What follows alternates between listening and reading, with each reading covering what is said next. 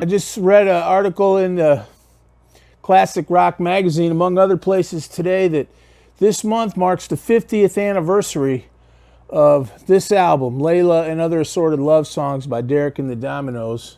It's always been one of my favorite albums, so I thought I'd share a little bit of an album review, if you will. But, you know, I guess you don't really review an album like this, like it just came out yesterday. It is what it is, which is a classic album, and I'll just say a little bit about it and my take on it. It's a great album. You know, when this came out, Clapton had left Cream. He'd actually been through Blind Faith and Delaney and Bonnie and Friends, and then he had played that first Eric Clapton solo album. So he'd been doing some kind of interesting things, and what was really happening was his life as a solo artist was beginning to take shape, but he wasn't really ready for that. So this was Derek and the Dominoes, and they used to say Derek was Eric, but actually that, in retrospect, that was kind of cool in a way, because it emphasized that Derek and the Dominoes was a band. It wasn't Eric Clapton and his band. It was a band, Derek and the Dominoes. But it also confused the marketing. So this album really, for how good it was and how famous it became, it kind of fell on deaf ears to an extent. I think it went up to number 16 when it came out. And Layla wasn't even really played that much until the, early mid-70s, and really the mid-70s, before it sort of entered into becoming a staple of FM rock. But this is a great album. It came out of the first Eric Clapton solo album, which had basically Derek and the Dominoes on it, Carl Radle, Jim Gordon on drums, Bobby Whitlock. And that was a good little unit, On that first solo album, they'd had Leon Russell and a bunch of other people, but the core of that band went on to become Derek and the Dominoes, and they recorded it in Miami at Criteria Studios. And what happened early on when they were in Miami, Eric Clapton and Bobby Whitlock went to see a band called the Allman Brothers and sat in the front row, and Eric heard Duane Allman play and just fell in love, of course, with Duane Allman's awesome slide playing and playing in general, and invited him to come and sit in on the sessions. So that really changed the character of the album. I think it made it such an important album because you had Eric Clapton and Duane Allman playing together, which is a historic combination. I also think it turned it actually more into a jam album. Eric Clapton was actually moving into the direction at that time of having songs. I think the influence of George Harrison and the Beatles, music from the Big Pink by the band, people like that were kind of taking music out of that crazy, 30-minute sort of self-indulgent soloing that Cream and Hendrix and people were doing. And Clapton was actually moving in that direction, but Duane Allman came in and turned it kind of into a jam album. So in a way, that's its strength. It's got just these two guys just tearing it up all the time on the guitar. It did make it sloppy. I don't want to use the word sloppy, but I think it became a different kind of album than it would have been if they'd done all these really careful recordings, kind of like you would hear on like 461 Ocean Boulevard or Slow Hand, or an album that was kind of more meticulous, which I think it was the direction Eric Clapton was kind of going at that time. But at any rate, Duane Allman came in, and it turned into kind of a party. It's often considered kind of a drug album, but if you actually listen to Bobby Whitlock, there weren't a lot of drugs in the studio. But there was a fair amount around Miami, and they weren't in the studio all the time. So it does have a kind of party feel to it, which if you're like me, you know, you don't ever want to really approve of that. But on the other hand, it is what it is. You know, it was a good time, and the spirit of the age is in the music. Let's put it that way.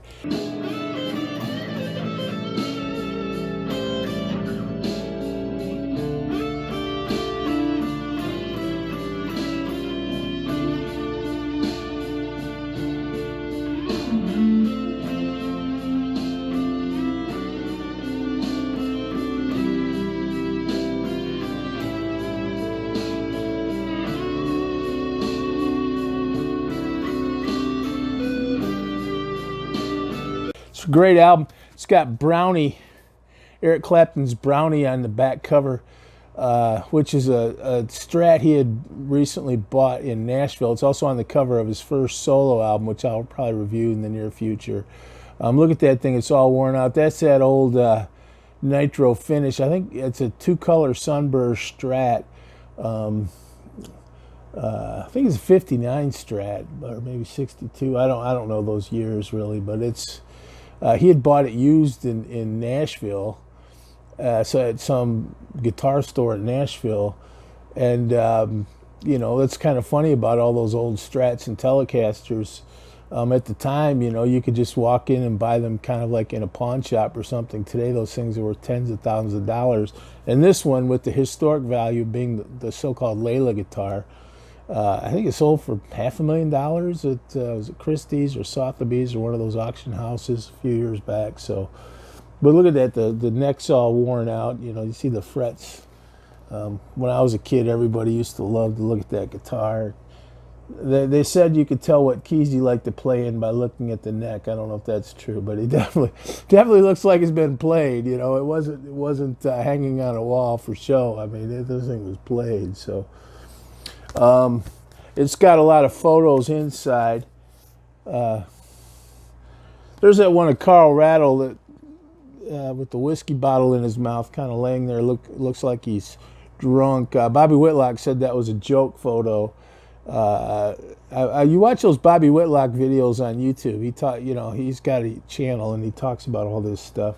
But it's kind of a joke photo, but people saw it, and you know, that sort of became a image of the band. But I think a lot of these are Bobby Whitlock's photos that he took.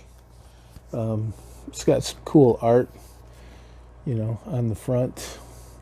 So, but it's a great album. You know, I mentioned, I think when Duane came, it kind of turned into more of a jam album, which is great. You know, who's going to criticize that? But it did. The songs on this album appear in the order they were recorded. So the first couple songs are, I think, more polished. If you want something that looks like it's more polished, they took a little more time. I Looked Away is one of the best songs on this album, and it's a very tight, well-structured song. Super good guitar playing, but it's, you know, it's not just big crazy solos and everything. I would say that about Bell Bottom Blues too, which is a Eric Clapton and Bobby Whitlock credit to songwriting. At first, for years, it was just Eric Clapton, but I think it was a clerical error or something, and it was clarified, so now it's Eric Clapton and Bobby Whitlock. But then Duane came in and Keep On Growing. Keep On Growing has like 7 Eric Clapton guitar parts, all kind of overdubbed. You can't keep track of it all, which is the case in a lot of this album. Once it really gets going, you can't really, you try to follow who's playing what, or but Keep On Growing is great. It was just a kind of jam, you know, with Clapton just playing all these great guitars, and Bobby Whitlock just went out and wrote some words to it, and you know, right there, and so they could put it on the album as a song instead of just kind of a jam. And Nobody Knows You When You're Down and Out. That's a good old blues song. Jimmy Cox.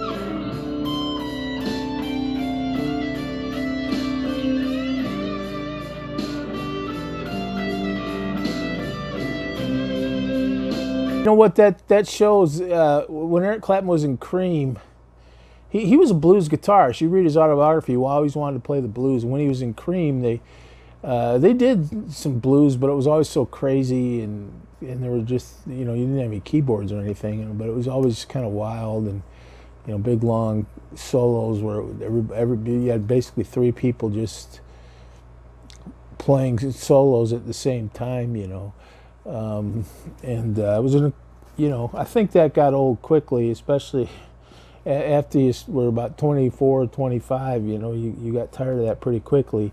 So you had songs like Nobody Knows You When You're Down and Out, which are just superb blues. That's just the good blues. It's great, played, straight up blues, really.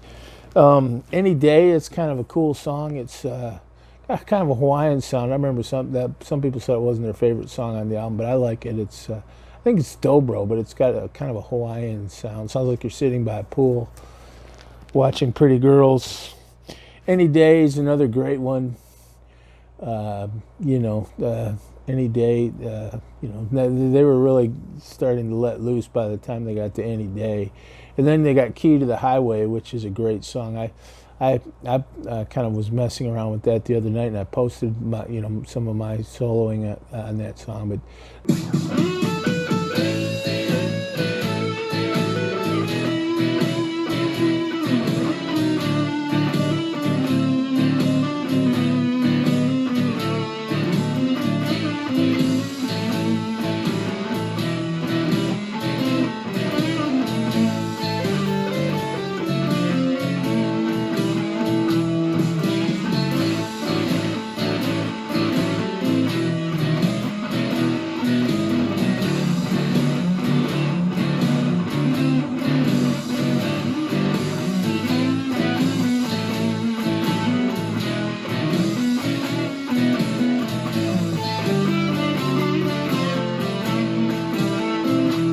that's great. You just got Eric Clapton and Duane Allman just, and the good rhythm section of Bobby Whitlock, Carl Radle, and Jim Gordon, and just giving Clapton and Duane Allman the liberty to just tear it up. And I guess the story on that one is Tommy Dowd they were just playing all the time in that studio, and Tommy Dowd kind of just had mics in there. They were playing Key to the Highway, and he just hit record. He said, "Man, that's great." He hit record, and that's why it fades in. But excellent guitar work on that, and by the time you get to side 3, they're just gone. They're just really just mastering their instruments, and they tell the truth. Why does love got to be so sad? And another super duper good Billy. Is it Billy Miles? Billy Miles. Have you ever loved a woman? The first 12 bars of that.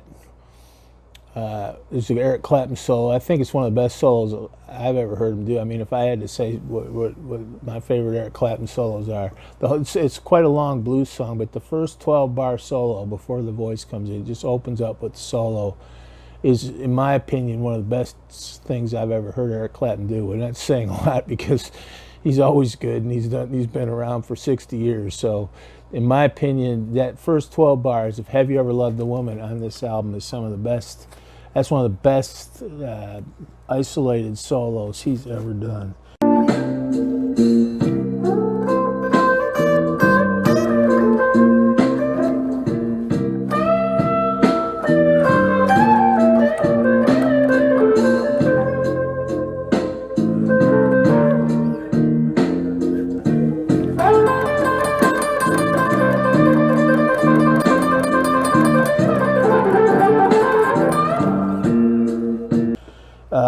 They actually did Little Wing on the opening of side 4, and Hendrix hadn't died yet. A lot of people say it was a tribute to Hendrix, but he hadn't died yet when they recorded it.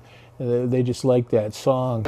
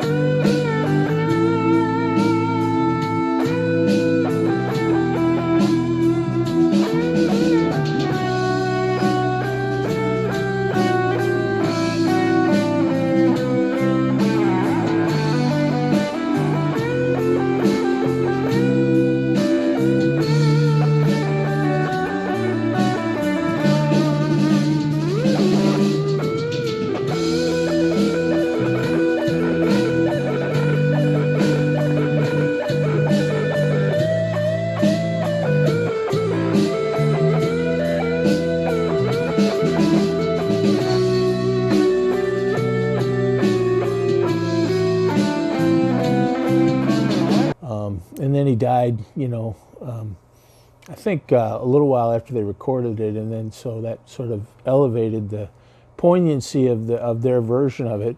I actually like their version better than Hendrix. I think it's more, Hendrix is so great, and the beginning of that Hendrix Little Wing is so nice, but it's so sparse and kind of short, and Clapton and Duane Allman and the Derek and the Dominoes really kind of let it soar, with that organ, and really took off. They do an old 50s song, It's Too Late, which is great. They do Why, I forgot to mention, Why Does Love Gotta Be So Sad? That's another one that's some of the best guitar playing on this album. Why Does Love Got to Be So Sad? A great Bobby Whitlock song.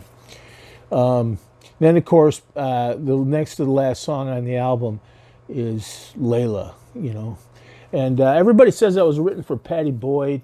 And this album is, a testimony to Clapton's unrequited love at the time anyway for Pattie Boyd, whom he later married later in the 70s, who was George Harrison's wife.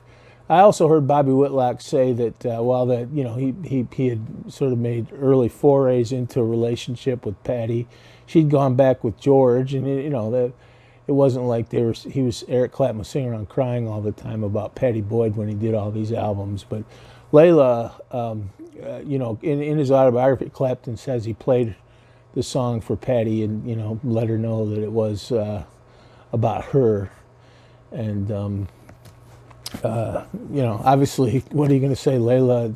It's that's like Stairway to Heaven or Freebird. I mean, it's just probably one of the top 5-10 rock songs ever done, and it's a great song. And then at the end, you have a beautiful kind of almost a little epilogue, a little acoustic track by Bobby Whitlock, Thorn Tree in the Garden, which is really beautiful. And I again, when I'm watching these Bobby Whitlock videos, he said that this album was kind of done, but they had some extra space. That was days of vinyl, and they knew he had this beautiful song, and Tommy Jow just set them in a little circle with one mic. There's a lesson there about recording. Just one mic. Probably it was a good mic. He's probably spent a lot of time, getting it just right, because you can't.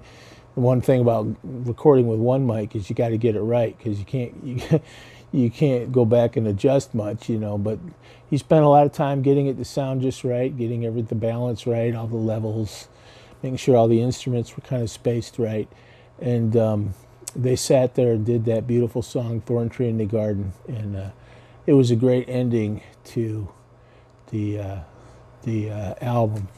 So they did a tour after that. I did, this channel, I don't know why, I just started this channel. I love music so much, and sometimes it's just, I want to get out there and talk about it and play my guitars, particularly with the coronavirus. And so, but I did do a review of Derek and the Dominoes Live, which is the live album they released from the tour based on that they did to support this album. The tour, for one, it was great concerts. You talk to anybody there, they were great concerts, and they were sold out and everything. But he said a lot of times Bobby Whitlock said a lot of times they would get there and no one would know who they were. They were like, "Who's Derek?" and "Are you the band for tonight?" And here Eric Clapton from Cream's in the band. He's one of the most famous guitar players in the world already by that time. Only 26, 27 years old, but.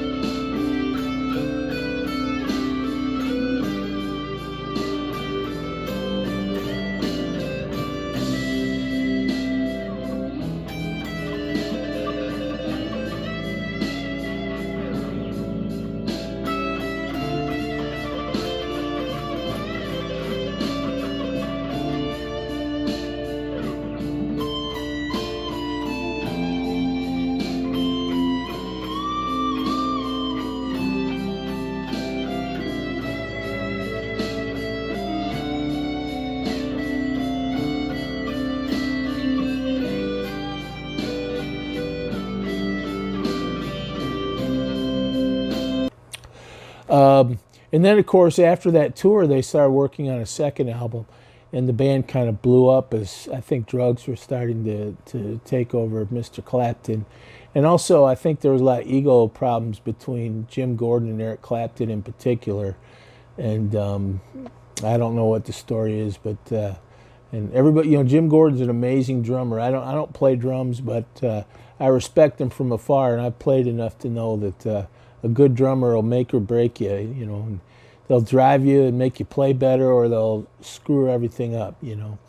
And they don't have to be that flashy, but somebody that really has a feel for a beat, and particularly a player like Clapton is so rhythmic and stylized. It's you really got to have that groove, and all the different kinds of idioms that he plays. But I guess Jim Gordon, the drummer, and Eric Clapton didn't get along, and the band blew up.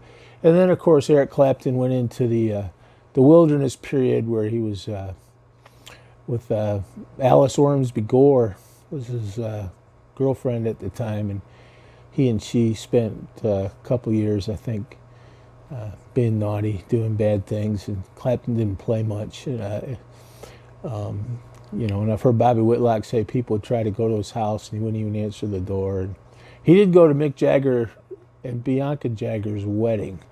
That was one kind of outing he did in France. And but anyway, this is a great album. It I think in retrospect it would have.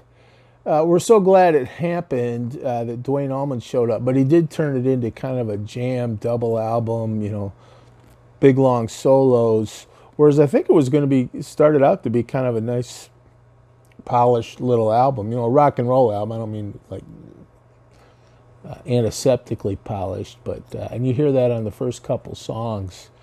And I guess that's what Eric Clapton sort of went to after he came out of that wilderness period with 461 Ocean Boulevard. When Duane Allman came, so it lost a lot of the definition of the songs. They just kind of took off. I think Duane Allman was just kind of plugging in and just jamming, on their songs, and that kind of changes everything. You got Duane Allman there just playing along, and you might not even realize it at the time, but it's changing the dynamic of what you're trying to do, and so it turned it into more of a jam album. If you had one criticism of it, it might be that it became more of a jam album and it lost some of the definition of the songwriting, because there are good songs on this album, Bobby Whitlock and Eric Clapton. But I don't, but we're glad we have Eric Clapton. Obviously, we wouldn't want to trade Eric Clapton and Duane Allman on this album. And unfortunately, Duane Allman died, the next year. He played a couple times with Derek and the Dominoes, but not much. So, happy 50th birthday, Layla and Other Assorted Love Songs by Derek and the Dominoes. If you haven't heard it, it's an album you should buy, Nowadays, nobody buys records anymore, and I don't even think they pay for downloads anymore, but you should buy it and have it and listen to it as an album, not just a track or two. You should sit down and listen to it as an album. It's influenced so many guitar players. You look Eddie Van Halen, all kinds of guitar players that came out later in the 70s, maybe that were just a couple years younger than Eric Clapton, and would cite this as one of the defining records in their formation. And I know I wore it out when I was a kid, and you can learn a lot about guitar listening to this album if you want. And it was a moment in time. People try to play those solos note for note. Don't ever do that, because they were of the moment, And Duane Allman's gone. It's kind of interesting. People try to figure out who played what. You can't really. No matter how how hard you try. It's not like trying to figure out a Bad Company song or something. I love Bad Company, but you can kind of everything's really kind of defined, and this thing's just got guitars all over the place, and that makes it kind of a shambles sometimes, but it also makes it great. So turn it up, play it loud, and happy 50th anniversary, Derek and the Dominoes, Layla and Other Assorted Love Songs.